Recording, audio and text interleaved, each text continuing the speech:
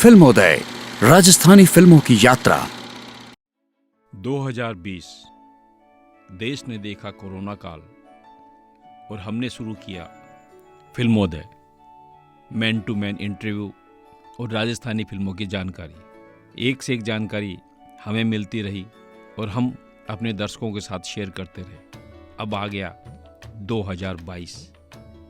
फिल्मोदय के 166 एपिसोड हो चुके हैं और अभी तक हमारे चैनल पर कोई हीरोइन नहीं आई।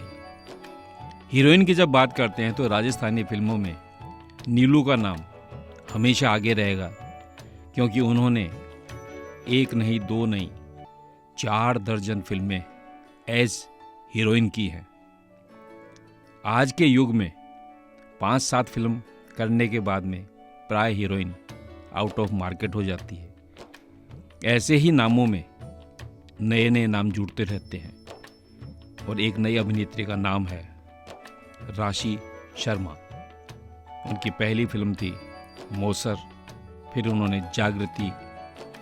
जागृति पार्ट 2, मिंजर, रणभूमि, बाई सारी चुनड़ी फुल लेंथ फिल्म की और बड़े पर्दे पर नायिका के रूप में अपने आप को स्थापित किया। इन दिनों फुल लेंथ फिल्म बन रही हैं, लेकिन सिनेमा के पर्दे पर प्राय कम ही देखी जाती हैं। शॉर्ट फिल्म्स अपना एक मैसेज लेकर आती हैं। इस प्रकार की फिल्मों में भी राशि ने काम किया, जिनमें मिस्टर राज कुंद्रा, आशीर्वाद, गुड़िया और एक संदेश प्रदान करने वाली फिल्म कोरोना के ऊपर बनी, जिसमें एक सार्थक संदेश मिला। तो आज हम आपकी भेंट करवाते हैं राजस्थानी फिल्मों की नायिका राशि शर्मा से। राजस्थान फिल्म इंडस्ट्री में प्राय बात होती है हीरोज़ की। हीरोइन की जब बात होती है तो एक नाम निकल कर आता है नीलू। लेकिन नए युग में आजकल के फिल्म मेकर्स एक के बाद एक नए कलाकार लेके आते रहे हैं। राजस्थानी फिल्में उन्हें मान देती हैं, सम्मान देती हैं। ऐसी ही एक हीरोइन से आज हम आपका परिचय कराते हैं, जिन्हें मैंने 2 फिल्मों में देखा है। हाँ, तो राशि शर्मा, आपका स्वागत है फिल्मोदय के सेट पर। फिल्म के बड़े पर्दे में मैंने देखा, ये जो परछाई पीछे बड़े पर्दे का सपना लेकर आती है, वो ही एक दिन इस बड़े पर्दे पर छा जाती है। तो जागृति, उससे पहले मौसर, और फिर शायद जागृति 2। हाँ, जागृति 2 भी मैंने ही की है। उसके अलावा एक बहुत अच्छी मूवी है, बाई सारी चुनड़ी। ओके। वो अभी फ्लोर पे नहीं आई है। वो उसमें मैंने नेगेटिव रोल की प्ले किया है और बहुत अच्छा, मतलब एक सेटिस्फेक्शन वाला जो रोल था। लेकिन बस आपको तो पता ही है राजस्थान इंडस्ट्री की अभी क्या हालत है, तो फ्लोर पे नहीं आ पाई है वो। राजस्थानी इंडस्ट्री की बात करते हो तो राजस्थानी इंडस्ट्री के हर दौर में अलग अलग पहलू रहे हैं। बिल्कुल। फिल्में बनी भी हैं, फिल्में बंद भी हुई हैं और फिल्में मेगा हिट्स भी हुई हैं। बिल्कुल सर। जैसे ये हमारे पास रखी है बाई चाली सासरी है, ऑल टाइम हिट। जी जी, मारी पैरी चढ़ना, सिल्वर जुबली पिक्चर। बिल्कुल बिल्कुल। अभी हमने भी गांव से लालजी कलंदर बनाई है। डिफरेंट टाइप ऑफ फिल्म्स बन रही है। तो एज ए मेकर मेरा इंटरेक्शन होता रहता है। जी सर। यहाँ पे लड़कियों को कितनी तवज्जो दी जाती है, एक फिल्म मेकर उस पे कितना ध्यान रख पाता है, कितनी परख दे पाता है। सर, हम बात करें डायरेक्टर की, तो बेसिकली डायरेक्टर की आंखें कैमरा होती हैं और डायरेक्टर अपनी पसंद के जो भी कैरेक्टर हैं मूवीज़ के अंदर, जो उसे चाहिए वो अपनी पसंद के लेता है, आपको पता ही है। लेकिन फिर बात आती है प्रोड्यूसर की। आप उस प्रोड्यूसर सर, मतलब साहब, जो बात करना चाहें उनकी, तो वो अपनी पसंद का चाहते हैं। सबसे बड़ा पहला कलेश यहाँ अटक जाता है, क्योंकि उन्हें कैमरे पे खेलना होता है। डायरेक्टर कैमरे पे खेलेगा, प्रोड्यूसर को चाहना होता है कि वो थोड़ा सा कुछ हटके करे, कुछ नया चेहरा लेके आए। तो राजस्थान इंडस्ट्री में एक ये चीज़ का बहुत बड़ा इशू है कि अलग अलग चेहरे दिखेंगे आपको, एक पर्टिकुलर आपको पर्सन नहीं दिखेगा। जैसे आप बात करें 2240 आसरिये में अपनी नीलू मैम हैं, वो आज तक राजस्थानी भाषा के लिए बहुत प्रचलित हैं, बॉलीवुड में भी हैं।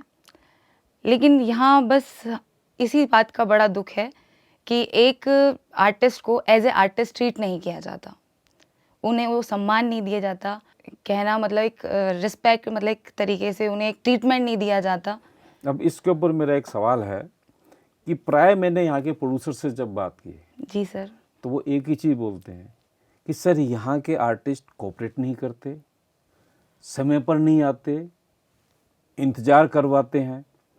आप बताओ हम उनके ऊपर कितना पैसा लगाएं? सर आर्टिस्ट, मैं फीमेल आर्टिस्ट की बात करना चाहूँगी। अभी फीमेल आर्टिस्ट, एक प्रोड्यूसर उन्हें बुलाता है, एक टाइम फिक्स करता है कि हाँ आप आइए, तो वो टाइम लेती है अपना।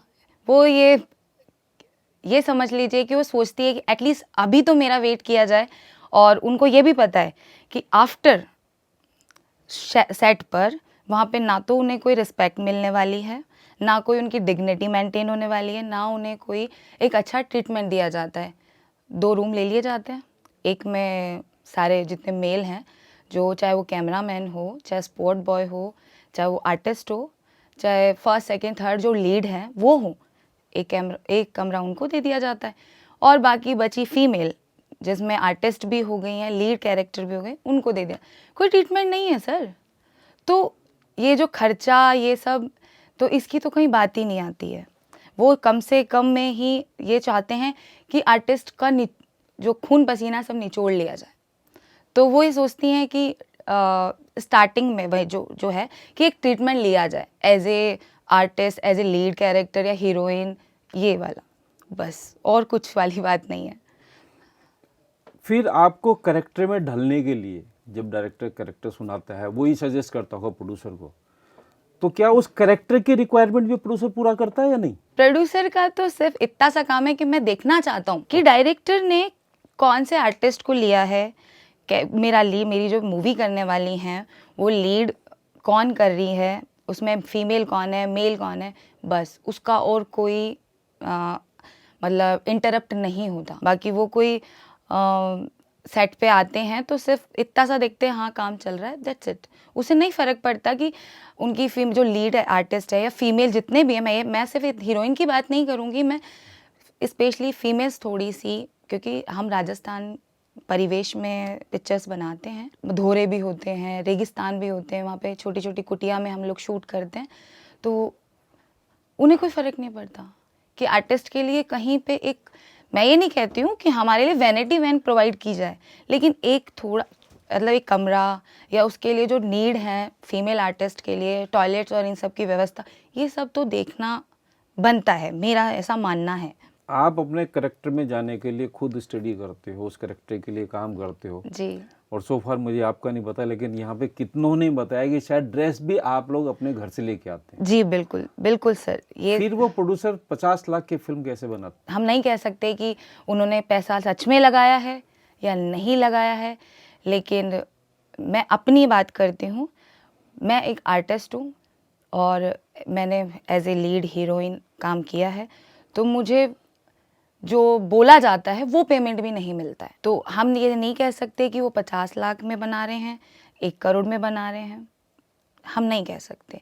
लेकिन मेरी को आर्टिस्ट है, मेरे जो फ्रेंड्स, उन्होंने हमेशा यही कहा है, जो कमिटमेंट थी वो पूरी नहीं हुई है, अभी भी उनके पीछे भागना पड़ रहा है कि सर मेरा पेमेंट, सर मेरा पेमेंट। एक टाइम के बाद वो फ़ोन करना ही बंद कर देती हैं और देन उनका काम करना बंद कर देती हैं। आपकी ज़िंदगी में 5-6 फिल्मों के जो नाम लिए आपने, जी तो 5-6 प्रोड्यूसरों से तो नाता आपका कट गया। नाता नहीं कटा है, हम ऐसे, देखो मैं नाता कटने वाली बात नहीं करूँगी। देखो एक तो चंद फिल्में बनती हैं यहाँ पर और हम एज ए आर्टिस्ट हम काम करते हैं।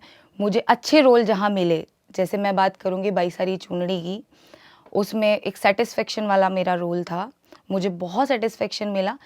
पेमेंट डजंट, एक आर्टिस्ट के लिए एक बार के लिए साइड में रखा जा सकता है, लेकिन एक आर्टिस्ट के लिए जो एक सेटिस्फेक्शन वाला रोल मिलता है तो वो ज़रूर उनके साथ एक बार और काम करना चाहेगी। बाकियों का वो आगे बनाए ना बनाए, उनका कमिटमेंट क्या होगा वो उनके ऊपर डिपेंड करता है, क्योंकि मैंने एक डिग्निटी मेंटेन की है इस राजस्थान इंडस्ट्री में।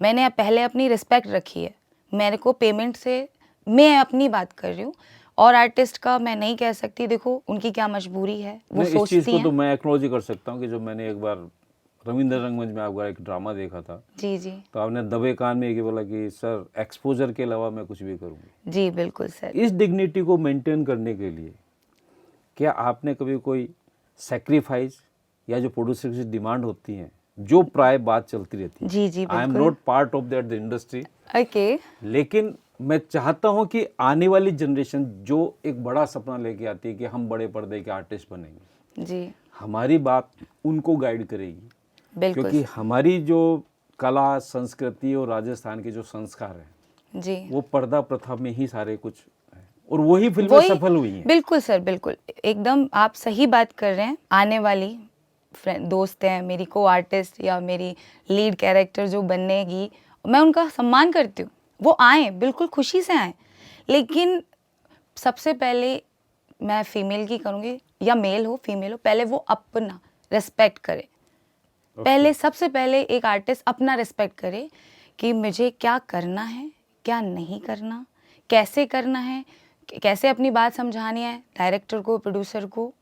रही बात एक्सपोजर, ये मेरे सामने भी आई है, लेकिन एक टेबल पे जो बात होती है यहीं पर बात करो, उसके बाद अपनी बात रखो, अपनी बताओ आप किस परिवेश से बिलोंग करती हैं, आपका स्टेटस क्या है, उसके बाद वहाँ से उठो, उसके बाद इस टॉपिक को वहीं क्लोज कर दो। बाहर जाकर बताना, किसी के बारे में बोलना, ये गलत हो जाता है, क्योंकि बदनाम हमारी इंडस्ट्री हो रही है। इतनी चीज़ें आपको मालूम है, उसके बावजूद आप इस इंडस्ट्री में काम करते हो, जी बिल्कुल। तो कहीं ना कहीं आपने अपने कुछ टारगेट सेट किए होंगे कि मैं ऐसी हीरोइन बनूंगी, मैं ऐसा एक फ्लेवर पे के रोल्स करूंगी। जी सर। एज एन आर्टिस्ट हर करेक्टर करना चाहता है, बिल्कुल सर। आपकी दिली ख्वाहिश क्या होगी कि मैं एक ऐसा लाइफ टाइम रोल करूं जिसके लिए मुझे याद किया जाए? सर मेरे दिमाग में रीना रॉय, एक राजस्थानी परिवेश में एक मूवी आई थी, उन्होंने पूरा एक बंजारन का रोल प्ले किया था, मुझे वो रोल बहुत अच्छा लगता है। गुलामी। जी सर।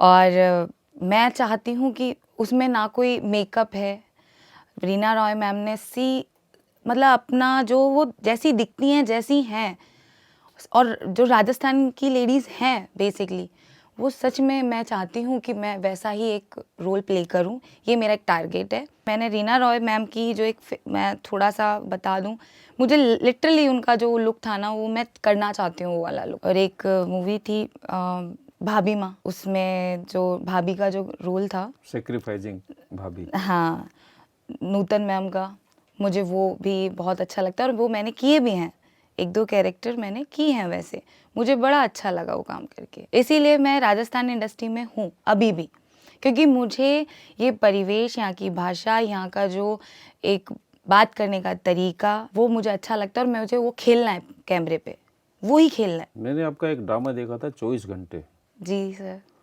उसमें तो मोर देन एज वर्क किया था। एज के हिसाब से आप रोल सेलेक्ट करते हो या मेकअप पे डिपेंड करता है? नहीं सर, एज पे डिपेंड नहीं करता, मैं सिर्फ वो कैरेक्टर में देखती हूँ कि इस कैरेक्टर में मैं सच में खेलूंगी या छिप जाऊंगी। ओके।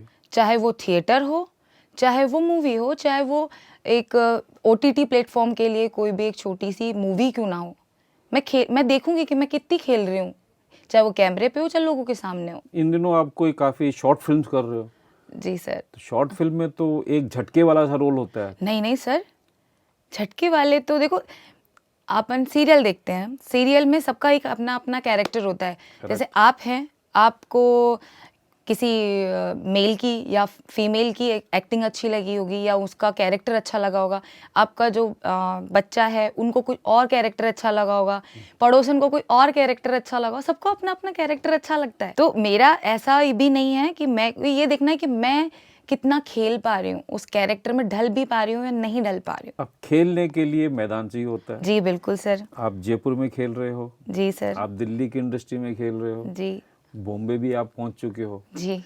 तो इनमें से कौन सा मैदान अच्छा है जहाँ पे एज एन आर्टिस्ट आपको सेटिस्फेक्शन मिलती है, वहाँ के डायरेक्टर आपको प्रॉपरली प्रेजेंट कर पाते हैं? जी सर, मैं एक बात बताऊंगी। मैंने हरियाणवी गाने, पंजाबी गाने, दिल्ली के लिए ओटीटी पे छोटे मोटे ये यूट्यूब के लिए गाने, शॉर्ट मूवी सीरीज वगैरह की है।